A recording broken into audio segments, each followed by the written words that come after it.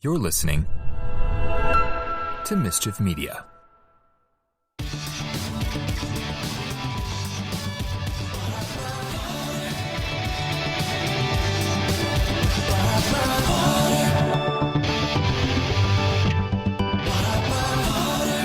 John, it's been like 18 years of this. I know. It's been at least 18 months since we've done it last. Yeah, I know. Listen, I still have to edit up the drunk thing.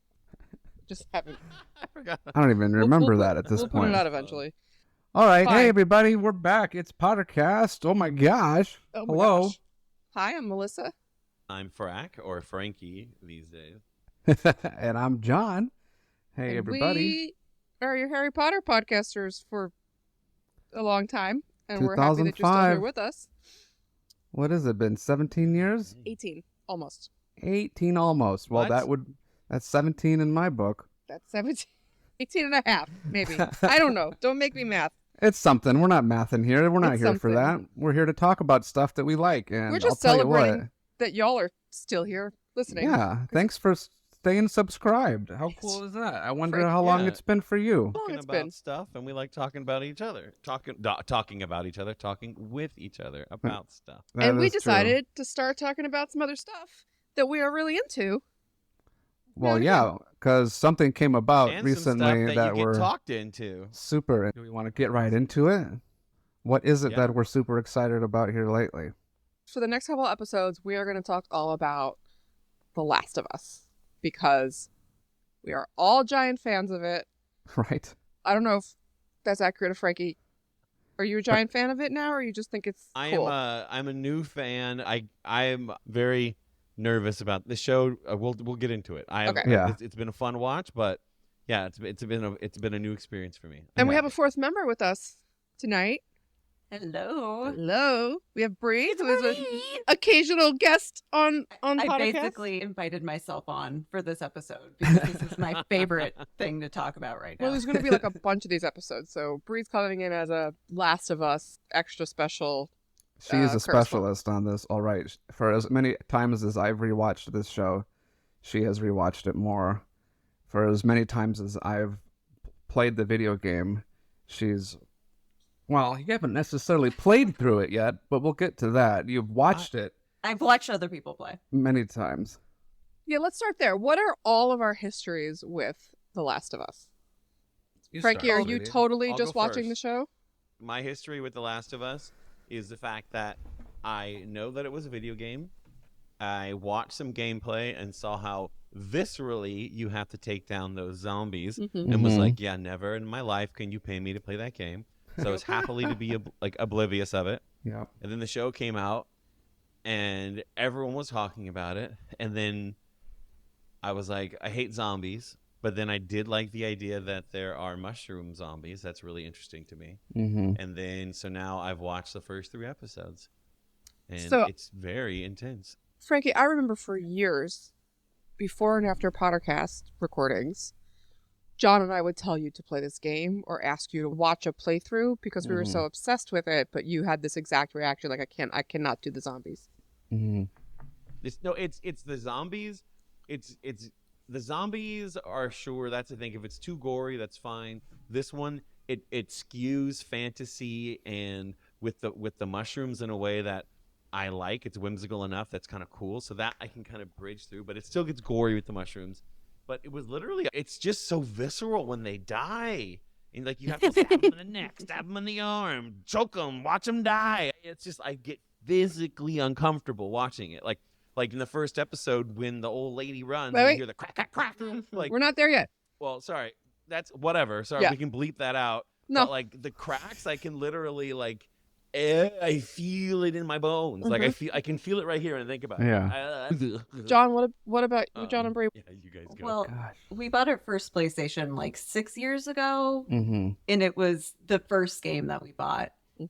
And I really wanted to play it, and I was living by myself at the time, Mm-hmm. and booted up the game, got to Joel's bedroom as Sarah, where you see outside there's like an explosion or something, and I just was like, oh, I can't do this. I can't. absolutely cannot play Nightmare this. I fuel. refuse. So eventually John and I kind of split playing it, where he would play the combat scenes and I would just do the exploring and The puzzles and things. Yeah. Gosh, it's been a long time. We've played through the game and the sequel and the prequel multiple times. I can't remember when we started, but obviously we've been watching the show. We've been rewatching the show. We've been rewatching the video game playthroughs and then watching the show again back and forth just to see how similar they are.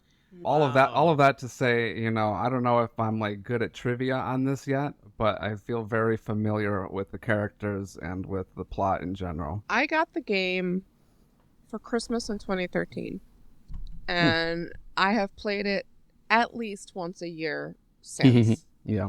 Beat the whole thing plus Left Behind on Grounded, the really, really super hard. It took weeks of my life, but I needed to. And then when 2 came out, it was the middle of COVID. Wait, explain to me what that means. Grounded Just the hardest so mode. There's like hard modes of video games, and then there's the grounded mode. It's just there's like no supplies. If you get touched by a clicker, you're dead. Like it's just it's really, really hard. Yeah. So, and then when 2 came out, it was in the middle of COVID, and I rearranged my entire life to spend like 3 solid days just only doing that. And I'm doing the same thing. I'm replaying number 2 right now, which I haven't done in a while. I play that one less just because it's so brutal. I haven't read the comic books, which is a big gap. Yeah, I haven't done we that haven't either. Yeah. Feel free to not answer this if it's a spoiler. Is the origin of why this happened part of the narrative, or it's not really about that? Kind of like The Walking Dead wasn't about that. Well, the origin of why it happened is just global warming and the fungus thing. I mean, it's not even global warming in the game. It's just that there's this fungus that happens to ants, this fungus thing. Let's imagine it hopped to humans. That's it. That's the entire. Why does it happen to humans?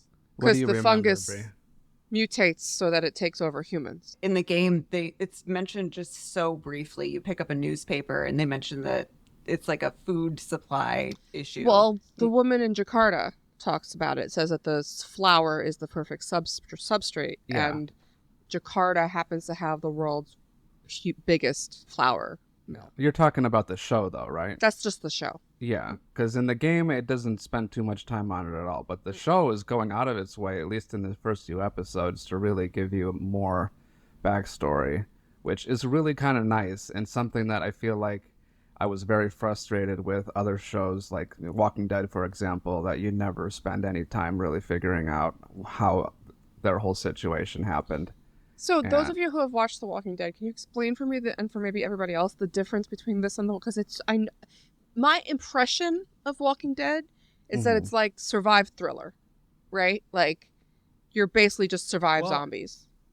Well, I only watched the very first season of The Walking Dead, and as like you guys know, my zombie aversion, I watched the full season. It was good TV. The first season of The Walking Dead is prestige TV. It is beautiful, well story told. It's creepy, it's gory, it's gross, but it's creative and intelligent. Like it makes zombie choices.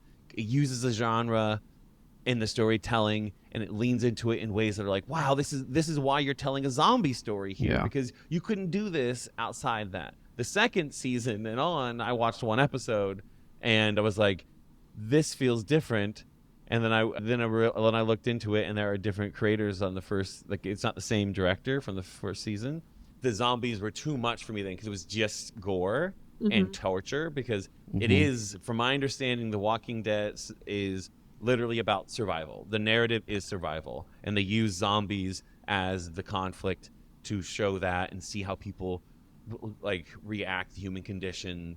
This I can see, like, I don't know yet, you guys know better than me if it's more than survival. Or now it does seem like survival, but it does seem to me the narrative here is working together. Like the humans need to work together just like the mushrooms are working together.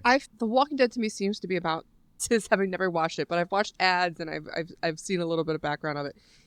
Like, it's about the zombie apocalypse, and in this it seems the zombie apocalypse seems to be the background of the story. I'd agree with that. Yeah.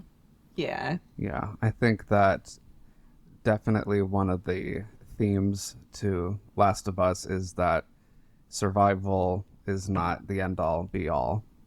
Like it needs to be more than that. Like, Like what does living. it what does Right. it mean to live in this situation and thrive I like and that. And love in this situation. and What is- especially love and to care for other people. Have y'all been listening to the official podcast? Oh, yes. Yes. Oh yes, No. it's so good. Troy Baker, who played the original Joel, who is a phenomenal voice actor. I don't know if you've ever seen Troy Baker. Troy Baker looks like an anime character. Troy Baker is Yeah, like he an does. like a thin, angular faced blonde guy. That's who voiced the original Joel. And when you play the game, Joel, like it looks like his voice could not be with anyone but what that character looks like. Right. You know, it's so crazy. But I don't know if Is you Joel congruent with the TV casting? Is he kind of the same vibe? spot on with Pedro Really? Pascal. Oh, it's so good. He's so handsome. I love that Pedro's in it. Like, yeah.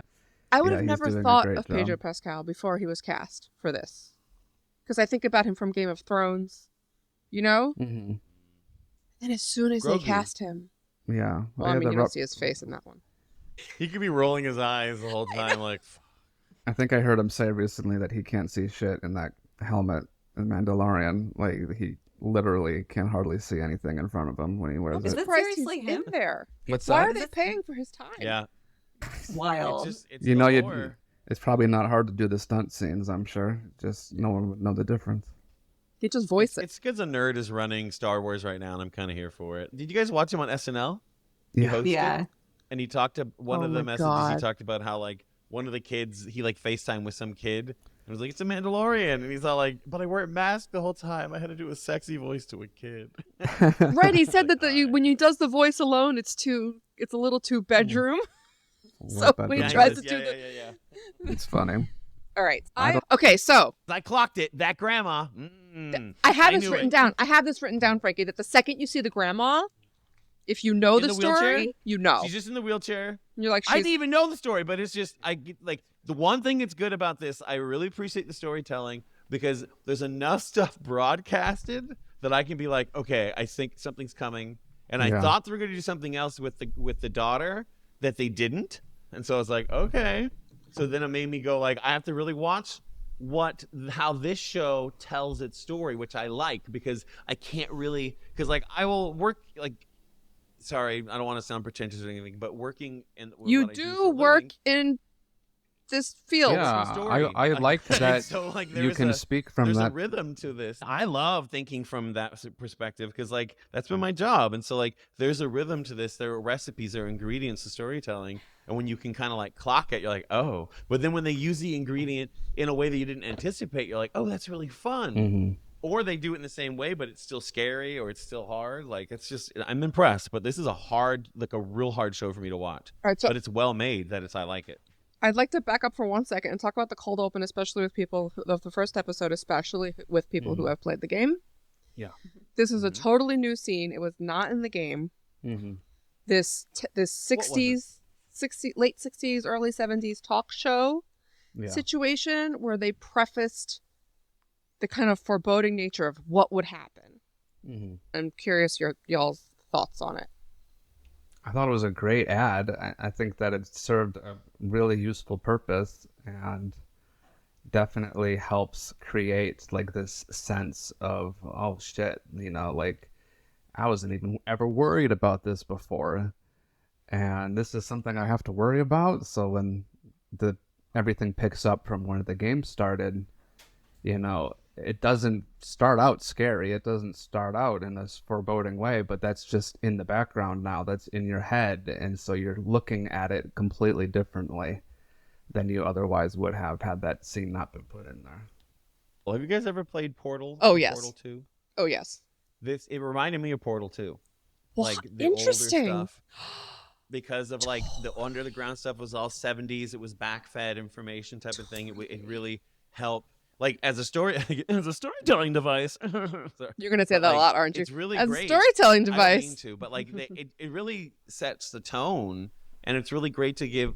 It's a really really fun way to spoon feed the audience exposition. They're literally just it's a talking head. They're just talking at us. It's like it's a book that they filmed, but in such a compelling way, and then they glazed it in this like 1970s whatever, and then I think it's really smart for them to have the incident happen like in 2003 or whatever, which for us, all of us who are old enough, have like 9/11. We remember that, and so that is something that we can remember back. There's something congruent with the fact that, like, right now, as we're watching the show and it's 2023, we're in 2023. They talk about what something happened 20 years ago. Back at the opening thing, one of the things I clocked was, where do we get penicillin from?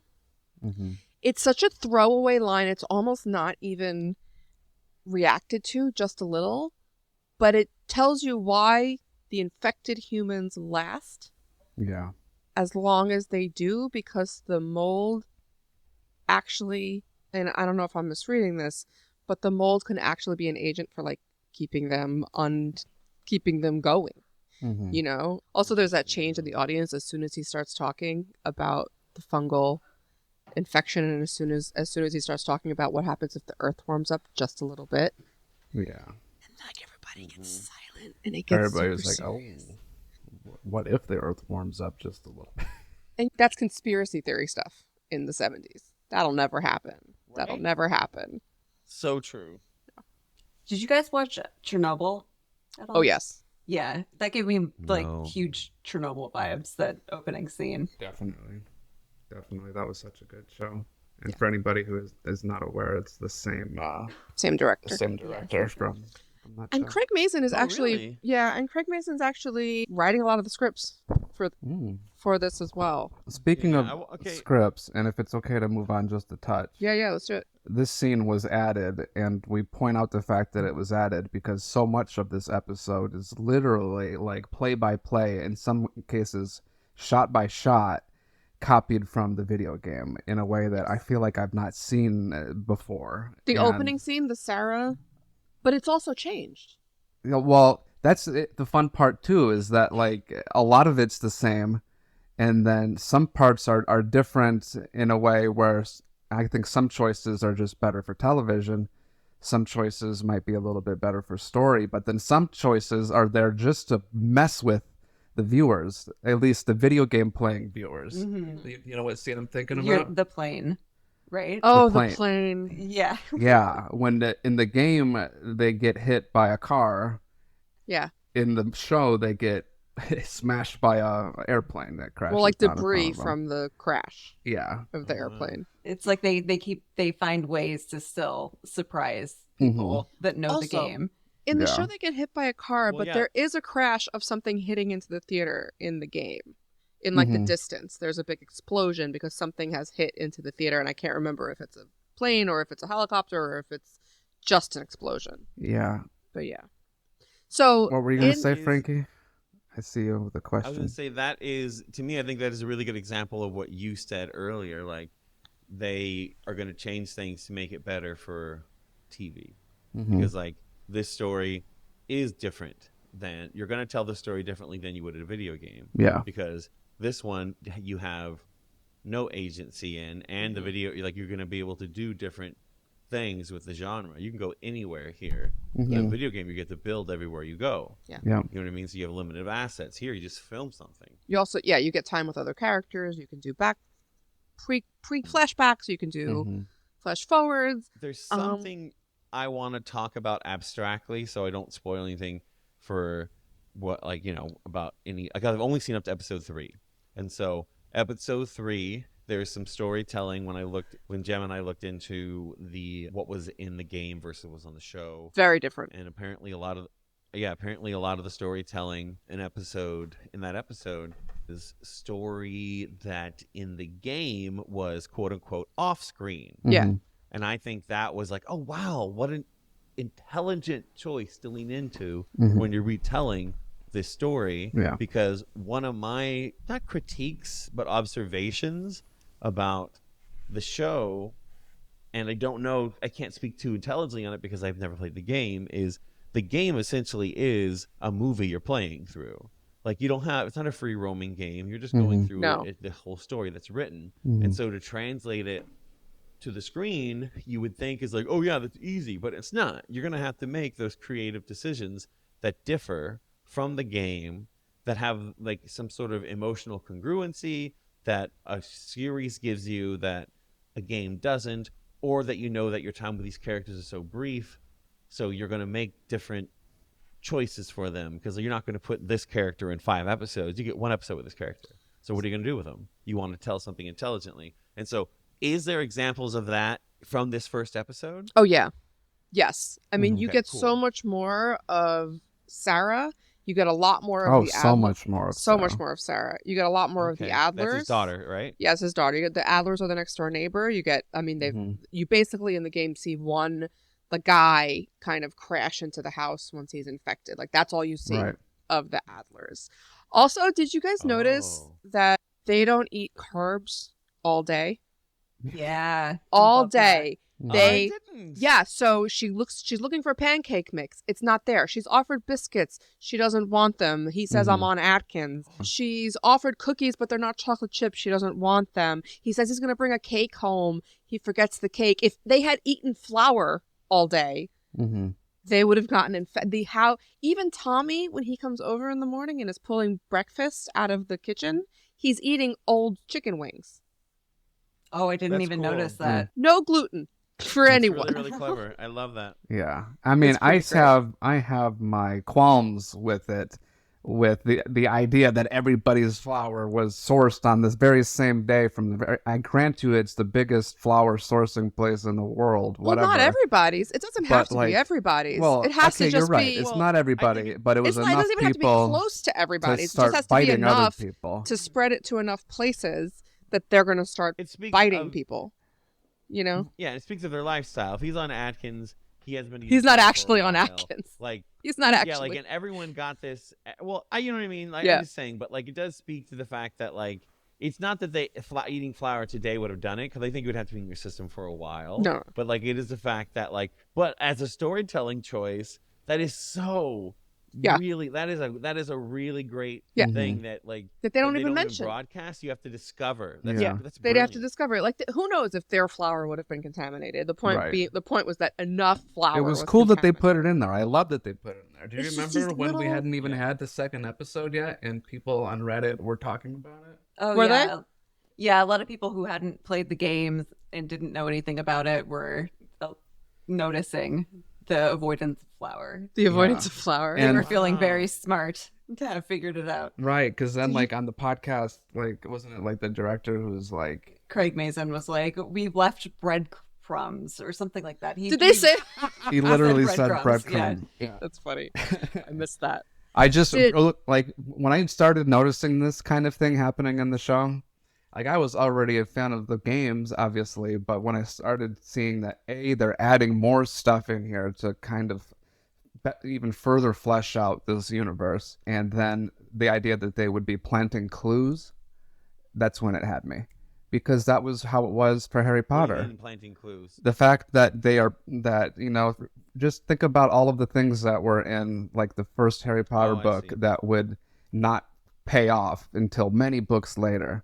And the fact that that was happening here even more intentionally definitely piqued my interest even further on watching this. I'm having a vague memory, and I could be wrong. I'm having a vague memory of one of the Harry Potter books showing up in a scene. Or something that might have... Let me Google that, because I'm sure they won't do it now. But I have a vague... Because in the game? In the game, the outbreak happens in 2013. Yeah. Right. But like you see it on a shelf. The Harry Potter book was in the game or in the show? In the game. In the game. Oh, interesting. Because I could swear. I mean, they were everywhere in 2013, for Pete's sake. They're still everywhere. Hold on. Yes, there's a conversation in the second book. Did you guys also notice that spoiler? In the spoiler. I remember that spoiler. Another thing that I'm loving about it is that how funny they've made it. Yeah. There's a kind of archness to everything they do. The teacher, this is on your class next week. You have to know this. It's on your homework. And it's like, no, this is the last day of the world. Yeah. You know? Or like 3 nails plus 1 cross equals 4 given. Oh, yeah. Oh, yeah. No. I love and none of these characters, like we said, were in the game. But like you learn so much about Sarah through them that she would agreed to go over there to help them out, to put herself out and just kind of be present for these neighbors, just to be a good person. All of these things. Like, it was sad, of course, when she dies, like in the game, but you don't know much about her yet. Yeah. No. And All you know so, is, Does she get infected in the game? No, it happens the way it happens in the show. Oh, I Yeah. thought she was gonna get infected. I and was so like, worried. I feel like because we know her that much better, we can feel for Joel and what he's feeling so much better because we have this extra means of identifying with him and what a loss that was for him. They also spend a lot of time in the first 10 minutes setting up community. Mhm. She goes over Yeah. to the Adlers. He knows the Adlers too. Tommy's in and out. Like, they have a neighborhood. They have community. And that's all going to go away, and it's so heavily contrasted with what happens when the Mhm. safety net is pulled out from you. Yeah. I think I've exhausted this now because we've gotten into that I can't really, I don't know what's going to happen anymore. But knowing the game and knowing the main characters were going to be like her and him, I knew immediately to protect myself, like, don't get attached to her. She's definitely dying. She's definitely And then so, like, I just knew, just, like, okay, Frankie, manage expectations, emotions here. And so that is something where how did you guys playing the game, you guys knew for sure, like, how did you guys manage that? Because that was, to me, like, I intentionally engaged that parachute from the, like, of suspension of belief, because I was like, I'm so uncomfortable. I don't want to watch this happen. Like, when I saw that old, like, when she walked over, there's like, because they were just shoving those biscuits in her grandma's mouth, and I was like, she's not doing anything. She's not moving so much now. Of course, you're gonna make her be the first zombie we see. That's what I would choose to do. Right. The most static person there. It's gonna be the creepiest thing to do. Yes. I admit. And then they do it in the creepiest way possible. Oh, that like they go, like, she's looking in the book, and then it's in the pulled shadow. She's going, Oh, that all look out like, of oh my focus. God. Oh, I love that Yeah, scene. it's so creepy. good. I'll tell you. It's so well done. As I was watching this, I picked up on two different. One of them having to do with the fact that she can't see anymore, and the other having to do with the fact that she was in a wheelchair. She couldn't get out of the wheelchair, and I remember saying to you, I'm like, she's gonna get up and chase them. Yeah. Like, the fact that, like, what's the word I'm thinking of for the mushrooms? That's not mushrooms. Cordyceps. Cordyceps. The fungus, yeah. Like, that they take over the host in a way What's that to word? make the host work to their advantage. It means that they're able to overcome that person's prior handicaps in that case, which is crazy. All And- except What's cordyceps? except in a episode we'll talk The about later. fungus. The name of the fungus is cordyceps. Cordyceps is in the real world. Cordyceps, people eat it, legit, Yeah. as adult humans right now. It's apparently good for That's energy. crazy. That sounds terrible. I mean, it makes sense now, I guess. Shit. Just don't forget to chew it or whatever. I don't even know how any of this shit works. Like, does it have a brain? Maybe they'll be the ones No. immune. And they can only do so much because they can't make like, if you don't have legs, you can't run. But Well, you yeah, still so be you're not alive going on to these sprout things. legs. I don't know. These zombies are aerodynamic. Have you Yeah. seen? Oh my gosh. They fly. Love it so much. The one that goes after Joel and Sarah, when Yes. Joel is carrying Sarah and he's just Yeah. throwing himself over Running counters into and things. running into things. It's Oh, I love very The Ring or Paranormal Activity or those kinds of horror movies.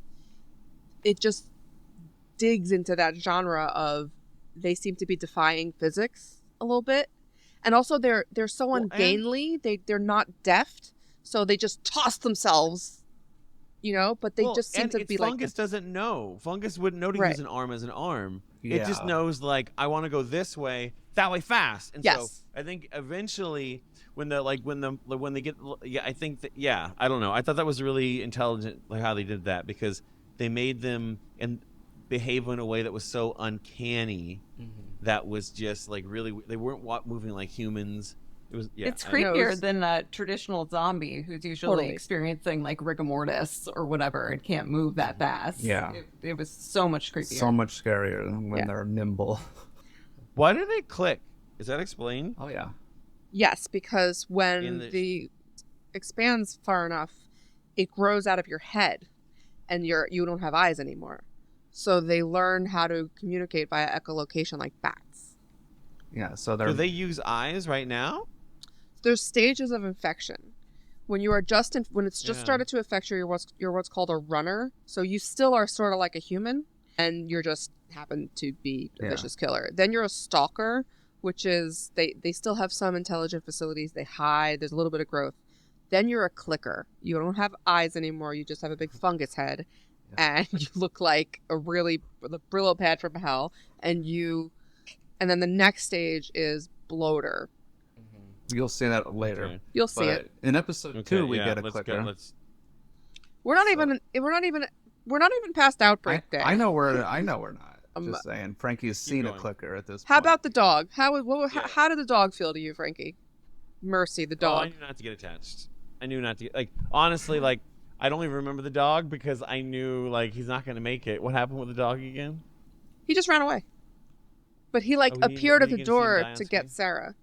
Oh, that's right. Now I remember the dog. That's right. Also, he Yeah, was the whining dog at the was old great. lady.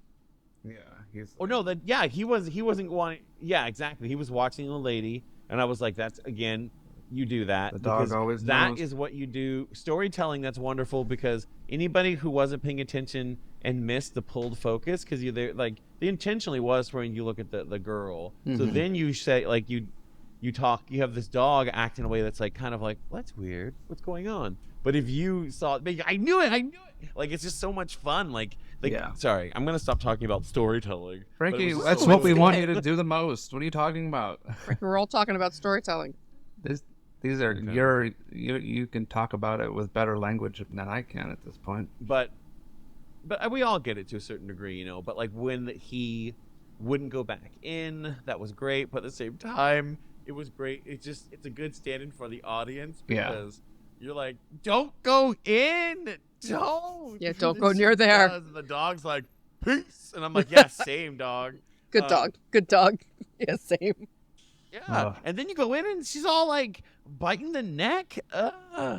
And the dad was not dead yet. Another new thing is the mold that grows out of their mouth. That's not in the game. I mean, maybe. Oh, Yeah. So that was so creepy. There is one other visual change that at first was really kind of strange to not see after playing the game, and that's in the game. Wherever there is a concentration of this fungus, there are spores in the air, and you can see them in the video game, and your characters have to put on gas masks if they're near them. And they decided for the show that we don't want to have their characters in gas masks all the time. It would look ridiculous. But B, they don't think that it's smart. realistic that the spores would actually stay confined to the area that they were in the game, and that if you were to look at it more critically, then it would mean that it's just constantly in the air and everybody would have it, and it would make It's sense. always been a little shady in the video Well- game as to how close you can get to spores before Yeah. you're infected, and wouldn't everybody just get it, and wouldn't Right. they, Stay on your what's clothes. Yeah. yeah, I would, what's the parts per million?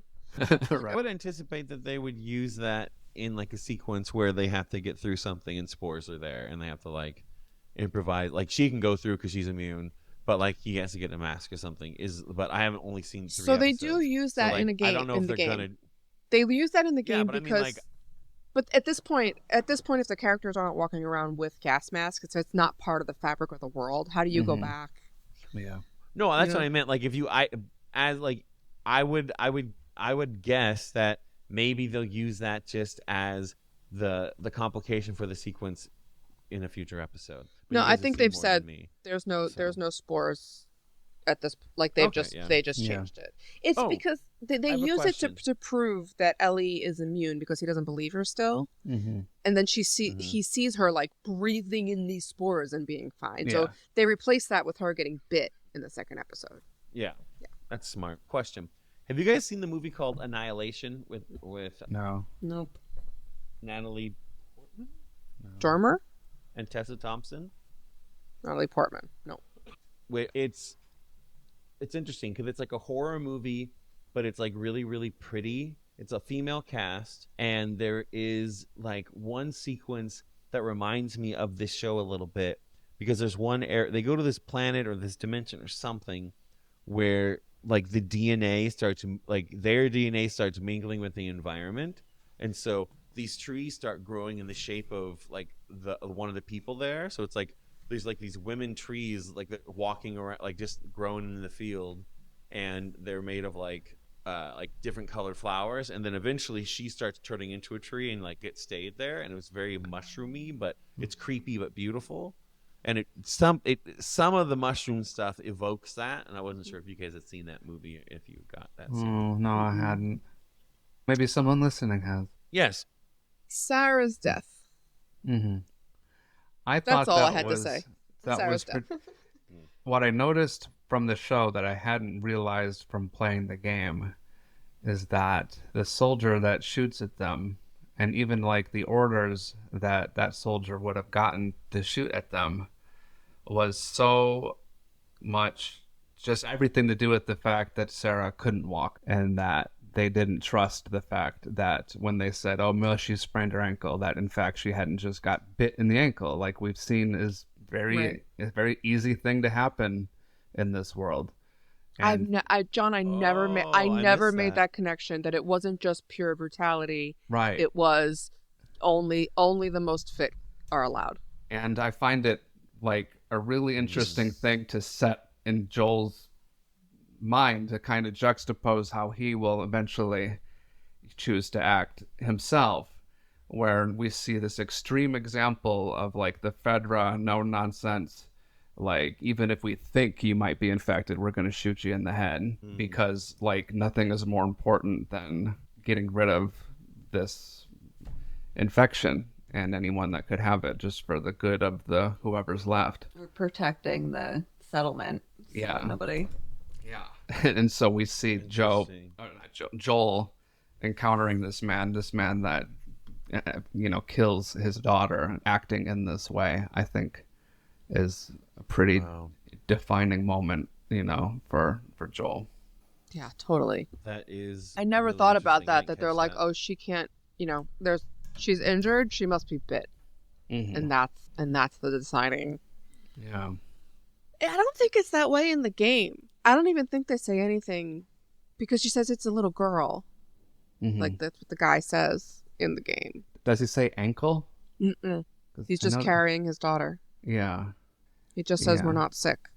Yeah. So I think I feel like they put that there for the show in the way that they have been putting other things in there to kind of either round something out or flesh something out. I know there's other examples that we'll get to. So it's been a half hour, and we are in the first 20 minutes of episode 1. I told this is exactly this part. It's great. Yeah. This is exactly what I thought was going to happen. I love it. Because like her death for me, like I honestly was expecting what I thought was going to happen, because I was so my nerves are so on end that I'm like, oh fuck.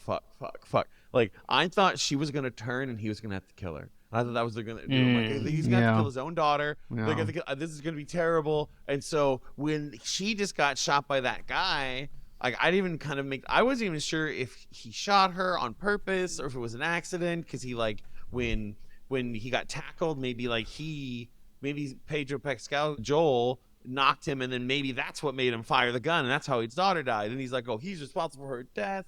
That's as far as I get into it. But I was just relieved I didn't see her like start growing mushrooms at her head and attacking her dad. Right. Like, yeah, that would be pretty shitty. So we jump forward in time a little bit. 20 years. Boston. Oh, what's Boston, left of Boston? Boston. We're in Boston. It's the same font in the show. Yeah. You have that. Awesome. Because for those of us who play the game so much, those little things make you feel just that like oh. I get Yeah. so excited every time. Every time. Hell, they even reuse sound it's effects. kind of like when you saw something from the Is it kind of like when you guys saw something on screen from the Harry Potter books on screen that was accurate? Like, Definitely. how cool! Like that's what Oh, just yeah. like I imagined it. Definitely. Definitely. I would That's say fun. it's even more exciting because you have such a more personal connection. Mhm. Because you've played it. Yes, because you're Oh. in control of Joel and you spend so much Yeah. time playing it. Yeah. Hmm. So Great. much time. I see this kid who kind of looks like Ellie Uh-huh. slouching her way into the Boston QZ. Mhm. And our first interaction with the New World Order, with Fedra, is a like kind euthanasia. Horrible, but Yeah. a euthanasia of a freaking child. Mm-hmm.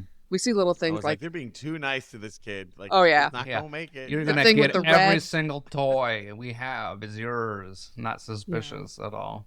I'm like, what are you gonna do? The kid's dead anyway, you know. But it's so Yeah. it's so horrible to watch, like how calm and how used to this Yeah. that agent was. This has been her whole life. She's like Yeah. what, maybe 25, that woman. So this has been her whole life. Yeah. Ugh, Yeah. heartbreaking. Ugh. It's a whole new world. Boston's destroyed. Yeah. It's a quarantine zone now. It has probably just a tiny fraction of the population it would have ever had. Yeah. Thousands of fewer people. And a few minutes later, you see a truck pull up to the QZ, and you see Joel on work detail. And he Yeah. has to throw... You just saw him holding his dead daughter, and the next thing you see is hardened Joel tossing a child into a fire with no... Right. It's just like, this is what I do. Yeah. Then scooping up her ashes. Yeah. And like the fact that they included another character in here whose whole purpose was to show like, oh, some people are still uncomfortable with the idea of disposing of a little body. So let's bring in Joel, who's not. So now we see Yeah. just how much further along he is. He's grizzled and gray and looks worse for wear and Mm-mm. Yeah. doesn't... Yeah, I know. Same Frankie. He is grizzled and gray. I always remind I always think about in shows like this, what do they smell like right now, do you suppose? Oh, Like, how can they stand to Amazing. be Oh anywhere my God, near each he other? probably smells so good. Oh, no. Freaky. Oh, Sorry. No, I'm right there with you, buddy. He's I a like special that. I man, like some that musk. Pedro Pascal. He's daddy. Mm. He's daddy. Have you watched TikTok? Yeah. Yeah. God, Yeah. I am my FYP is all Pedro Pascal all the time. Yeah, it's great. TikTok. Love TikTok. Did you guys watch this SNL Yeah. Yeah. that he that was hosted? pretty Oh, you good. just talked about it. Oh, God, it was so good. I love it. So yeah, they burn these bodies because I guess Yeah. that's the only way to be sure, Mm-hmm. right? Now, tell me why Oh. they don't set aside like the nice shoes and like Well, her clothes shoes were and a wreck. other things that They probably like- do. Well, Her and shoes they were a needed- mess. Sense of caution, maybe? I don't know.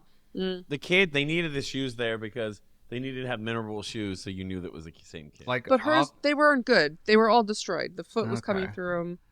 I They just weren't feel usable. like one of my other pet peeves about the show is like, because in the game I love to like loot everything and look at everything. Like you probably need no further explanation, but there are so many things that they encounter in this world that they just so They just carelessly leave behind. It's like I it's a know. trading society. Like everything that you can get, you trade for something else. So take Sure, but John, think about your pack space.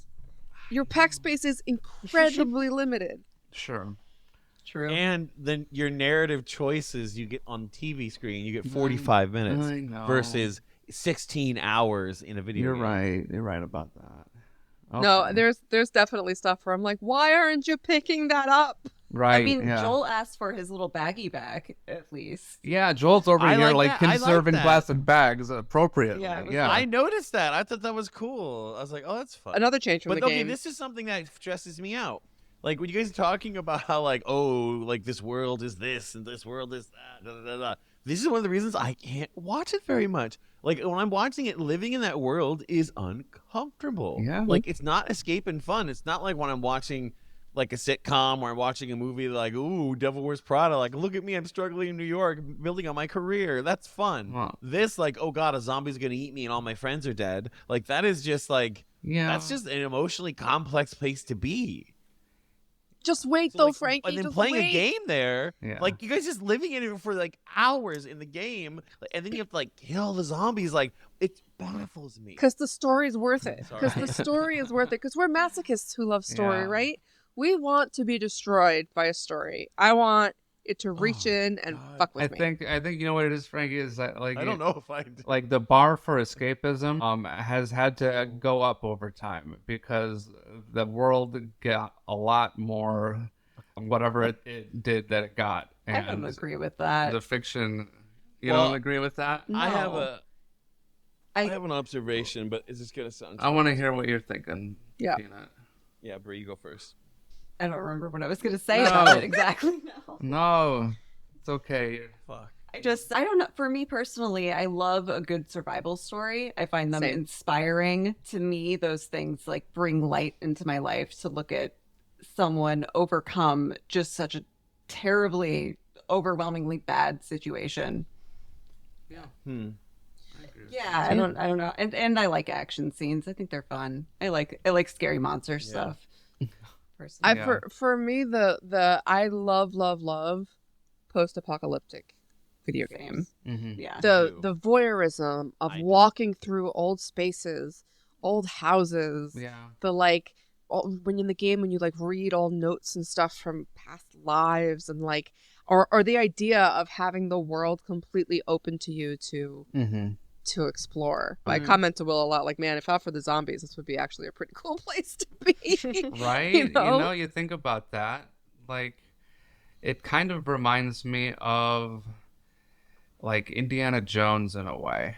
Or just the vibe that I remember feeling when I watched those movies for the first time and thinking about, do I want to be, like, an archaeologist? Like, do I want to, like, explore dig sites, or maybe I'll find this ancient cave or evidence of some civilization or something. But like with this stuff, we're getting like the immediate aftermath of the end of civilization. 1,000 years hasn't had time to put dust on everything in that way yet, and it's not like under a pyramid or something, or wherever you're used to seeing really old like societies, like finding artifacts and things, but just like discovering things that we recognize from our life, but in this situation, they're a marker of like what doesn't exist anymore.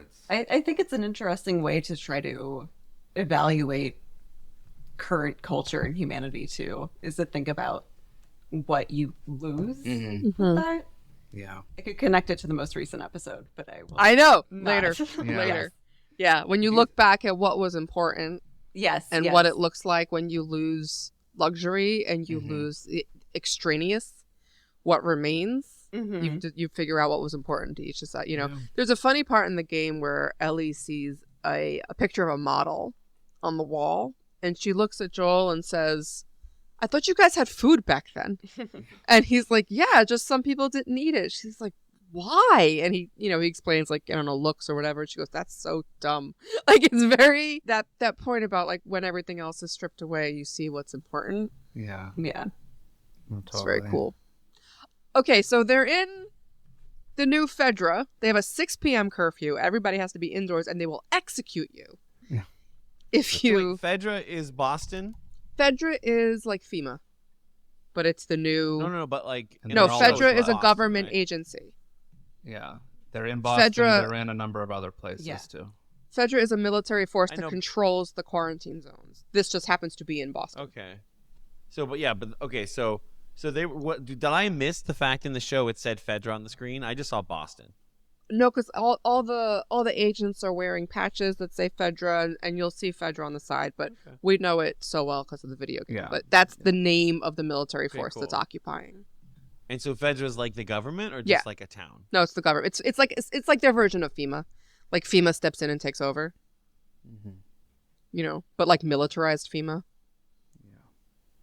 Fascist. And no oversight. So there's no president anymore. Oh, no. So like what I don't know. Okay, this is what I like. This is what I don't understand. Like, is there one like is Boston Central? under the same leadership as Seattle or no? You're going to learn more about this in Yeah. other episodes, but essentially, Okay, imagine each quarantine zone is nominally run by something called Fedra, but how good or bad they are differs in each city.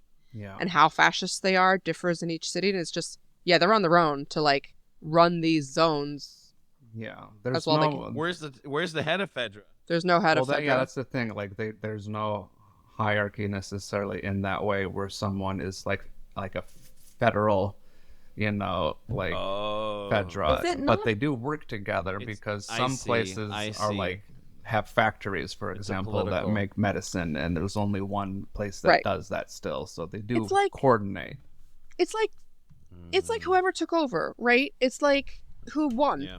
So Mhm. it's the Like it's the the Old they're the West in a police. way. They're the police. That's it. They're the police in every area, and Yeah. they control the resources and they control the jobs, and they're horrible because Right. power corrupts. Imagine there was nothing above police Right. Yeah. in the executive branch. And no oversight on the I- police yeah, no, no. themselves. Yeah. You would imagine Not that that they there's would much. coordinate a little Police bit, officers- but they wouldn't influence each other in a way, by, superior authority. So we learn about Bobby. Oh, also, do you notice that Sarah says to Joel, "I sell hardcore drugs," and Joel's like, "Well, that's better than what I do." And now we meet Mhm. Joel, and he's a drug dealer. Right. He's Oh, selling yeah. hardcore drugs. He's a smuggler and a drug dealer. That's really funny. That is funny. Now we finally meet Ellie, and we meet her in the custody of the Fireflies. Mm-hmm. And who are the Fireflies compared to Fedra? Okay, so The let's get into it. Fireflies are freedom Is fighters. it like Jedi versus Sith, or is this No. like a No. small little group, or is It's like, rebels what are the versus Fireflies? the Empire. It's Yeah, rebels Definitely versus the Empire. rebels versus empire. Yeah. Okay, keep going. But there's no emperor. Yeah. That's fair. So they want a return to actual free government, and they Mhm. want, but they're Restore democracy and get rid of the crazy fascists that are taking over all of these keep quarantine people down, zones. Yeah. etc. So what was y'all's first reaction to Ellie? So perfect. I thought she was so good. Mm-hmm. Just her feistiness. I would say that what's the actress's name again? Bella Ramsey. Bella Ramsey. Best. Even more feisty than original Ellie, Yeah. but Mhm. just in the best way. Yeah. Oh, she's such a great actress. Do you ever watch the show The Worst Witch on Netflix? I've heard. I knew she was in that, but I've never watched it.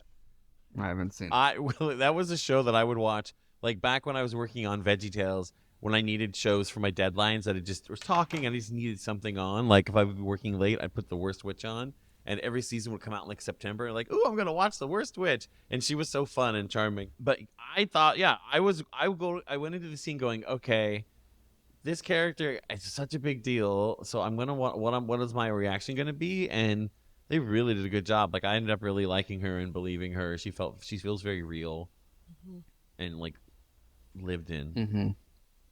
Mm-hmm. The instant fuck you, the instant finger up, the pulling, literally banging at the chains, Yeah. and she screams, "I'm not supposed to be here," which is I don't want to say anything. Yeah. Ugh. Like where we are right now in the calendar year, like we just got the Ellie episode yesterday. So The big like backstory of yeah, Ellie. so it's very fresh. But, Oh, It's okay. fresh. but just keeping with what we know from episode 1. How do you think they manage the different way? Because we meet Ellie in the game from Joel's perspective, right? It's just when the door opens and she barrels into him. But now we get a little time with her and we see what her time with the Fireflies Yeah, I is like like. that. Oh, so this was new. Mhm.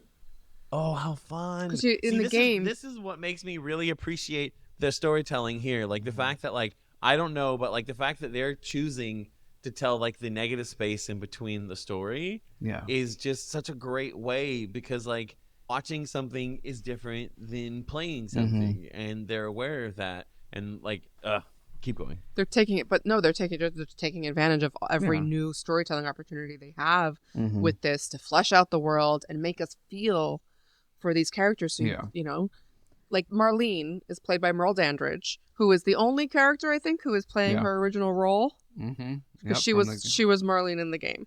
Mm-hmm. First of all, Which one was Marlene? the tall black woman who was with Ellie in the beginning. Okay. Yeah. She used to be a Mimi in Rent. Oh, really? Cool. Yeah. She came to BroadwayCon once, and actually she came to Aw. BroadwayCon when they were still working on Last of Us 2. Oh, nice. And I just looked at her, I was like, oh, I'm the biggest fan of that game. And she goes, wait until tomorrow. I was like, Yeah. So I got teased. I got teased by Merle Dandridge. She's so beautiful. Oh my God. How much you It's guys like this intimidating. game. It's a very good Frankie, game, just man. wait. Just wait. Oh, It's just zombies just really take it out of me, but I'm really intrigued. but the zombies, you love story, and the zombies are just the thing that makes this story Yeah. happen. Like, Yeah, but would as you soon say... as I get a whiff of superfluous storytelling and just like zombie gore and Nah. just Uh-uh. gore for the You're sake not of going to gore, get that how- at all. Well, You're not gonna I get will that. say this.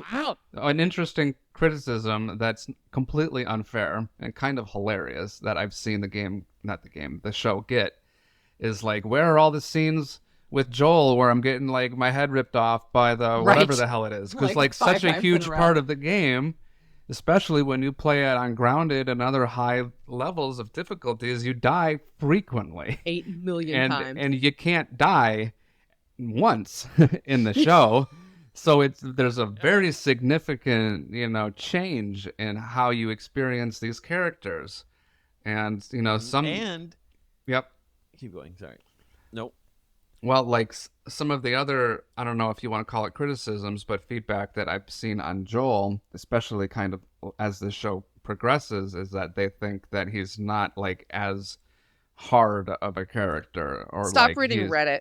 Well, and it's silly, right? Because again, It's it comes silly. from like he's not being violent enough, or like he's acting too human. He's acting like he's actually having an emotional response to his situation, and Not like being violent enough. Mm. In Yeah. episode 1, he beats a man to death with his Yeah. hands. with his hands. Yeah, it's crazy. Well, they have to make choices too because to a certain degree he has plot armor because like this is a TV series. We know he's not going to die in episode 1, 2, or 3, and so they still have to make us care. Right. And so like it's interesting in a way. It's kind of like a video game too because he's going to get through to the end. You just have to do it the right way. But also, he's not So John I Wayne. just He's thought that was not. interesting. He's not a Yeah. superhero. He's not a Marvel character. You can't make it look like He's a contractor.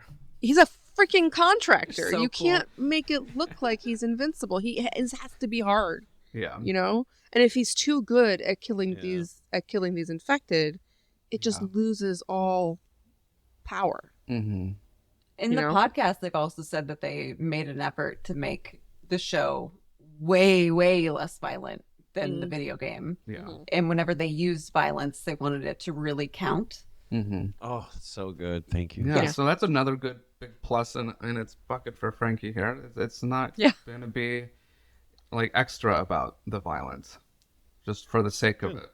But also, there is gross gore. There is. I Yeah. hate horror as a genre. I never watch the scary movies when you want to put them on. I'll sometimes watch them, but I'm not necessarily into it. And that like preference does not get triggered ever in this show. Like when there is violence, it's sci-fi fantasy violence. Really, it's like what is it It's to also- cut open a human who doesn't bleed blood? Like what is that even? Like how do you react to that in the same way you would watching like a horror Well, movie? that Someone- triggered my But- trypophobia so No, but, bad. like, Yeah. oh Yeah. yeah, trypophobia, but then also like the fact that like it's like it's just like a person struggling to live. Yeah. And it's just like, oh God, like it's in their skin, and like it's not just a Yeah. guy in makeup. It's No. like that's somebody who had fungus grow through Yeah. their face. Body And snatchers, it's now not a their living body dead. and brain. Yeah. And they didn't even get the chance to maybe fully die. You know what I mean? It just took over. Well, So, do- like, what is their consciousness? Well, I'm What curious. happened to them? This is a big What's question. going on? I'm Yeah. curious what y'all think. Is the person still in there? Their brain. Is their brain witnessing everything that they're doing that they're unable to stop, or do you think are they gone? I would think up to a point. I think it varies. I think it's horrific. I think it's probably the feeling that you might experience if you were like quote unquote losing your mind, if you were like flipping over to some bipolar other pole that you really don't have control over, and the voice in your head that's you just gets quieter and quieter until it's gone. And I would hope that So, there's like- some point in which that consciousness can no longer experience what's happening, because that would be the merciful thing. Mm-hmm. But I don't know. With the grandma, like, the grandma in the background, how like she kind of like what to me would look like, I would say the grandma, no, like that person's not in there anymore, because that body to me seemed to die, and it just got the muscles got reanimated by the zombies. Now, if there is a version of, like, we're fast forwarding a little bit to the end of towards an episode where there was a character who gets bitten, and I don't see how it progresses, but like there was someone who didn't like lose the function of their body, they just got like bit in the neck or something, and then when that turns, I don't know what that looks like yet. I don't know if they go like and they have a spasm and crack and die, or if it's just kind of slowly takes over and they're just kind of like, oh, they're just like their fully healthy body, but with the brain, with their mushrooms in a brain. I Like, think we know that they is don't that die, right? I'm pretty sure Neil Druckmann has said as They much. don't die. Yeah, Yeah. which was a specific thing that if you wanted to Fuck, point to that- differences no. on Walking Dead, like Walking Dead does That's- require. They're not zombies because they don't die. Yeah. So my personal theory is that up to the point where your brain is exploded through by a mushroom, Mhm. you Yeah. can understand what's happening. But Yeah. did you notice in the school scene? Oh God! Yeah. Well, gross. Yeah. Did you notice I don't like in that. I don't like or that. until like you don't have the nutrition anymore to sustain your brain Yeah. function and your body's just moving That's around. a good one there. Yeah, you I know. like that, because that Yeah. would be way like that sooner than better. Clicker. Yeah. Did you That notice one in this? bugs Sorry. me. Like, they don't eat But in- necessarily. How do they have endless energy? What Well, like in what the is game their? they kind of do Yeah, because And they I that's mean, they feast. do eat, babe. Kind of. They just eat humans. yeah. but when there's no humans around. Well, they seem to do pretty well. They don't eat humans, do they? They just bite to spread the like they feast on flesh. Well, or you do they saw the just grandma. bite She to didn't spread just bite spores? and move on. She was like feasting. Piecing. Yeah. But yeah, I'm not 100% Oh, interesting. positive on that one. Yeah, I'm not honestly. 100. I'm not 100 either. Like, Did I you don't- notice in the school scene the kid twitching? Mhm. Yeah. There was a kid twitching. So, Frankie, to answer your question, that looked a lot to me like the first sign. Mm-hmm. I think in that first episode, they have a sign when they bring in the kid into Yeah. the QZ. There's a sign that has the stages. Mm-hmm. Yes. And I think one of Yeah. the first things is twitching. I can't remember what else, but yeah. That's right, and they make even with Ellie, they make her kind of like hold your hand up, hold it still. Like the fact that she has motor control still is a sign. It's like for me, it was like, oh, she's in control. That means she's healthy, and so that makes sense. But that is spooky. I didn't think about the fact that you could be trapped in the Mushroom Kingdom. In the Mushroom Kingdom. Yeah. So, Joel and Ellie's meeting. Ellie lunges out the door and gets knocked on her It's ass. launched Definitely laughed at that. in the wall. Yeah, it was Yeah. hilarious. Launched. The murderous look on her face as she sees this dude. Right. Well, you think about the fact, like, what was this girl's existence up till this point? Like, she was trained to fight, and she wasn't the biggest kid in class, so she's like probably was not even like the best at it, but she had rage, and she, how would you describe her at that point? Well, I mean, she's unprotected for one of the first times in her life. It kind of seems like, not in her life, but she spent all this time at Fedra school. Mm-hmm. And the protection that I assume that provides them a little bit. And then she's with Marlene. And Who she called the terrorist, basically, which is pretty hostile. Do we learn about the Fedra schools in the show later? yeah, sorry. But Cool. No. It was no. She talked about it. Yeah. She refers to it often in the show, and so I figured we might learn about it later. So I was just being nosy. So I think we get a kind of warmer Marlene, even though she's playing the same character. Mm-hmm. It feels like she's a little warmer in this version than in the game. Well, yeah. she spends more time, I think, with Ellie in general. Yeah. And she reveals that she has some connection to her. Yeah, I don't think that was in the game, was it? I don't remember that at all. It's in some of It- the memorabilia that you pick up in the game, Oh, okay. but it's late game stuff. How about Ellie picking up on that code in That was cute. the apartment the way she did? Like, she is She's smarter sharp, than she yeah. knows. Mm-hmm. I didn't get the code. Did you guys get the code? I didn't. No. The radio thing. The radio thing. I didn't figure it out before she did. No. I didn't know until when she said like, "Oh, so that means trouble." I was like, "Oh, Right. clever." I got it then, but I didn't get it before she told me. So now we see Joel, Is that what you who mean? is super, super closed off, meeting this super, super closed off girl, and obviously we know what's going to happen, and they are given their marching orders. Get her out of the city. Yeah. Take wait. her someplace. Can we just talk about I don't know why yet. the you don't have a fucking ear right now line? Was that what it was? Yeah. the With Marlene and I the don't other know what the other Firefly, character's I forget her was. name, but she's That like, was I'll hilarious. Yeah. You don't have a fucking ear right now. Shut up. Or whatever it is she said. yeah. It's like, I can do it. You don't have an ear. That And I know humor. it's, so Yeah. intense. Yeah.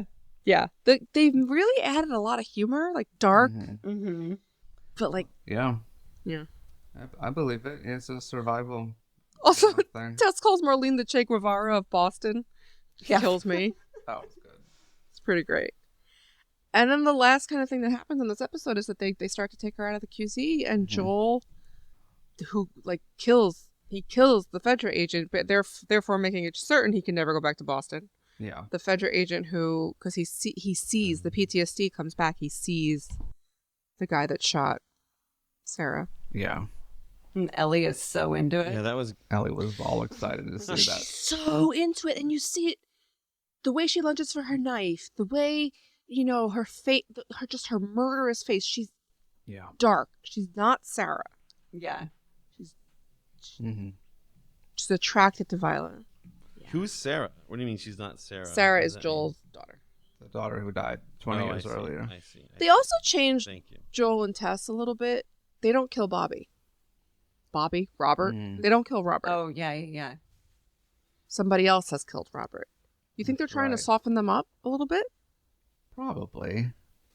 I know that I heard that they told Pedro Pascal to soften. Originally, he was playing Joel a little bit harder, and they told him to try to soften him a little bit more. I think that's just along the same lines of trying to make him more relatable, maybe. I think Interesting. like there is this thing in like TV, and maybe I'm speaking out of nowhere here, but like the idea that if you want people to empathize with your main character, like you can't identify like cruel like personality traits like in them. Like, and one silly example I just saw this today was a clip from the Superman sequel, Superman 2. A scene that they deleted, and Lois Lane's confronting Clark and says, I know you're Superman, like, and Clark's still being like, it's crazy, and you can't be, jumping out of buildings trying to prove that I'm Superman, you're gonna hurt yourself and all this. And Lois pulls out a gun and says, well, not, like, basically shoots him, and like Clark Kent like immediately turns into Superman, like his shoulders straighten up, his voice changes, and he's like, I forget what he says, but he's like, God damn it, Lois, like if I was Clark, you Right. would have killed me. And it's like, but you're not. And then Lois is like, holds up the gun and points out the fact that there were blanks in the gun, and so she tricks him basically into revealing that. But they get rid of it because we don't want to see Lois shooting Superman. Like, you will have a different interesting. relationship with Lois even if it's blanks. Like, That's when you let the meta narrative inform the narrative. Mhm. 'Cause, you don't I don't objectively want to see Superman get shot by Lois Lane. Right. Like I'd like someone like sometimes that's good, like a suit wants to I don't like that. I don't want this to Right. happen. And you Yeah. have to and you're like, but it's so good for the story. That's clever. It's like, Yeah, it's a no. hilarious And so then scene. you have to write around it. And when know what I you're- mean? But at the same time, you can appreciate how okay. When you're playing Joel too, you don't necessarily blame Joel Right. for killing everybody because really it's you. When doing you're it. the one doing it. Yeah, Yeah. exactly. Yeah, you can't be mad at him when you're the one pressing, R2 over here to, stab the guy in the neck. That's a great observation. Square. I think that's what it is. Really. Meanwhile, they're like Naughty Dog or HBO says all cops are bastards because they just killed a cop. He just beats up the cop with his bare hands. But I guess the PTSD that kicks in. They are a very different actual entity, as we know, than modern day police. Yeah. Well, these guys are like these guys are these guys are super hanging fascist. people every night. They're hanging people for leaving the zone. But yeah, and HBO was like, well, this guy can die. That's fine. Yeah. And he's a corrupt one, quote unquote. He also we saw that he was eating pills or taking pills, so now we've already knocked him down on the moral pedestal of people that we care about. And Joel killed him in protection of Oh, Ellie. to me, yeah, also true. Makes it better, I guess. Yeah. No, it's true. Yeah, to me, it showed that he made the sacrifice of killing somebody he had a relationship with for this girl, because they could tell that they were they were reluctant. They were like, okay, he was a supplier. They had a relationship. Well, I mean, I feel like we'd be remiss not to point out the fact that up until this point, the only reason that Joel is involved in any of this is because he's trying to find his brother. He believes that if they hand, this cargo, girl off, they'll get a big payout and they'll get their car battery and they'll go on their way. And that is the only driving cause for Joel up until Tess starts to believe more in their situation. And then he's doing it for her because, she sees redemption in their, protecting Ellie and taking her where they need to take her. And I think that, that eventually is something that Joel comes to agree with, or at least embrace for Tess's sake, who was meant to be his girlfriend or, whoever she was to him for many years, as we come to see later on. To get Joel to the point that they need to get him, they need to keep changing the stakes for him. Yeah. They need to keep changing his motivation. Because once the car battery is not enough, something has to change. So then it has to be Tess, and then it has to be the next thing, and the next thing, and the next thing. And it's getting him where he has to go that he's so resistant is going to take a lot of external factors. Because, frankly, it's not a spoiler to say he's going to care about this girl. It's just come on, that's the story. But I think killing this Fedra guy, they earn it and they is believe earned, it, yeah. and it it's is great earned. so far. Exactly, they work really hard. It is very earned, and that's why is what it is. Yeah. So that's episode 1. One more thing. Did you guys switch to the clicker at the very end during your first watch through? One.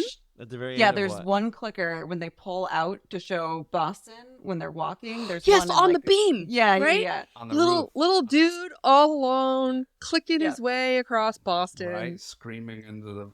He's just a wanderer. He's just doing his thing. Yeah. He's trying to become a bloater. One day it'll happen. One day it will happen. Slowly and then all at once. Oh my God. All right, over to the drums as usual. Yeah, let's go to the drums and talk about something other than zombies because Right. So the podcast was called The Witch Trials of J.K. Rowling. There's been 2 episodes so far. Have you listened next to one them? Comes out tomorrow. Have you listened to them? I'm joking because I know we're not going to talk about No, this right but we now, can talk about it a little bit. I mean, it's a podcast network owned by a famous conservative columnist. Right, yeah. We started listening to the first fun. episode, and John was so bothered. He was like, "I can't do this." Yeah. Because it was such a You just have to look around at who you're in bed with, Did you listen to it? Oh fuck no! Did they reach out to you? We were Did they half say- wondering that they would have. Like Megan Phelps or anybody? Because I know that they reached out to ContraPoints, and I felt like if they were reaching out to ContraPoints, Well, and they used would your think- picture in one of the first articles about the episode. What?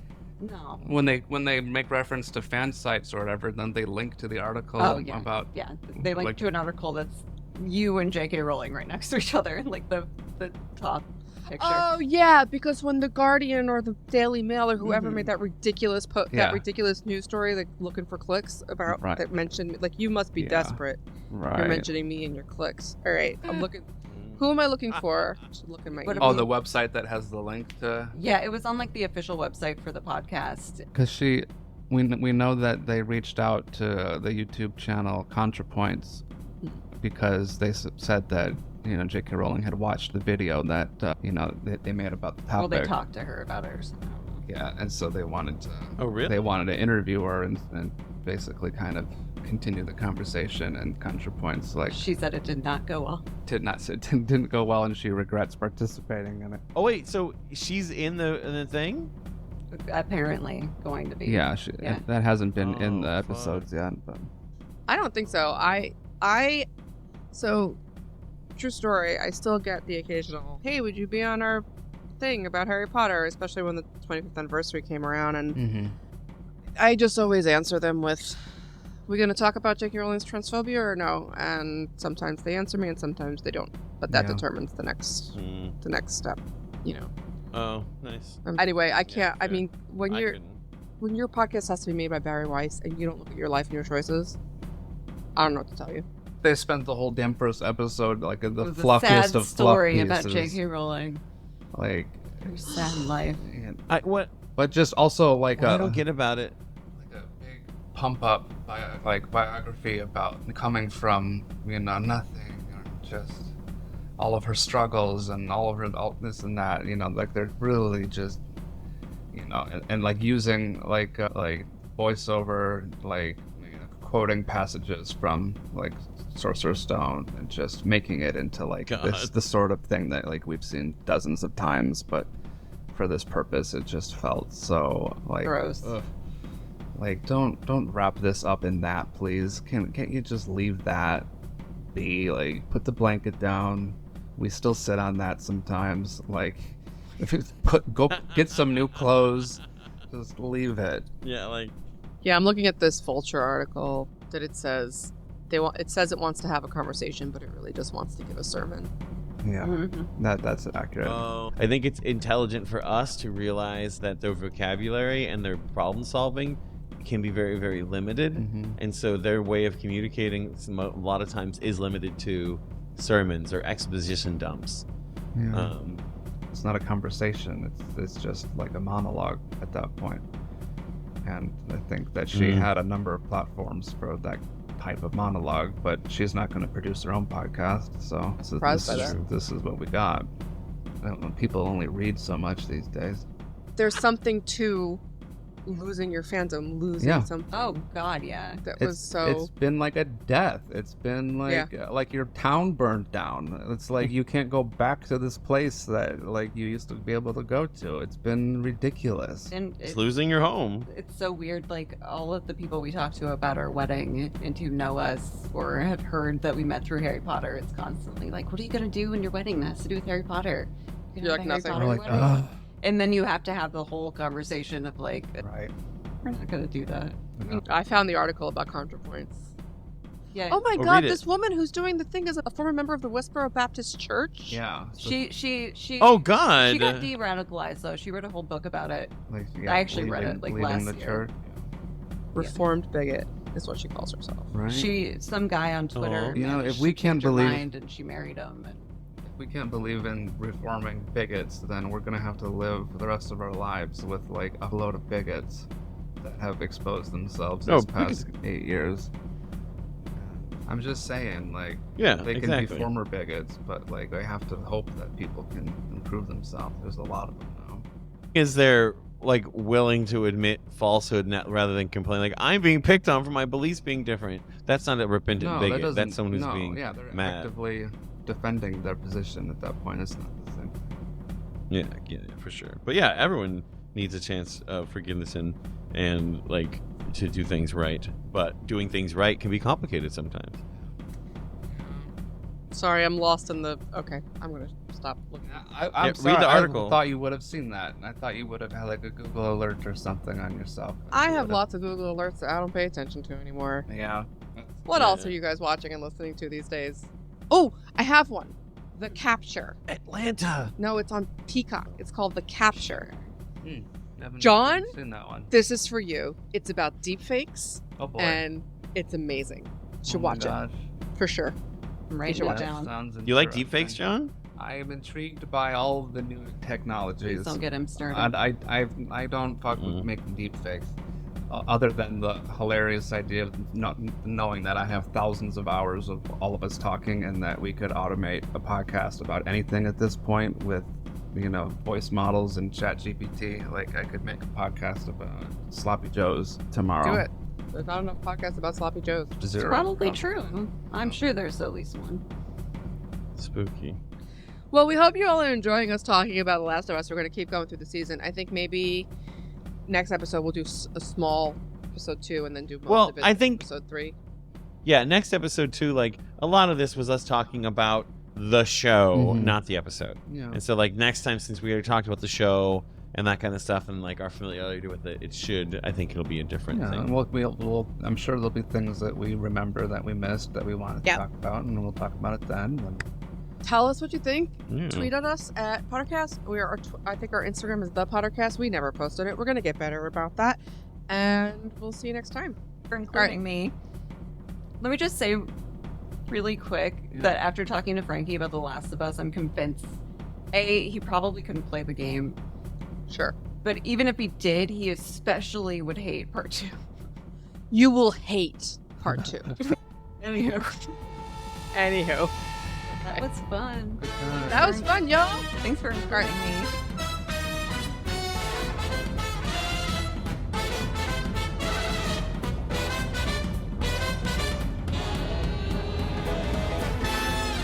Let me just say really quick that after talking to Frankie about The Last of Us, I'm convinced, A, he probably couldn't play the game. Sure. But even if he did, he especially would hate part 2. You will hate part 2. Yeah. Anywho.